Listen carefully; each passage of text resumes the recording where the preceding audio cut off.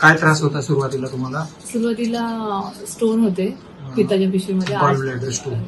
किती मोठा किती होता? 8 mm चा. आणि मल्टिपल होते. Multiple stone. त्याचा काय त्रास व्हायचा तुम्हाला? स्टमक पेन होत होते आणि डायजेस्ट मध्ये होतं. आणि अजून आर्थरायटिसचा त्रास? हा, राईट. Rheumatoid arthritis. बरं, आता हे 4 महिने झाले लाईफ केअर होमिओपॅथिक क्लिनिकचं ट्रीटमेंट घेतं. काय फरक पडला?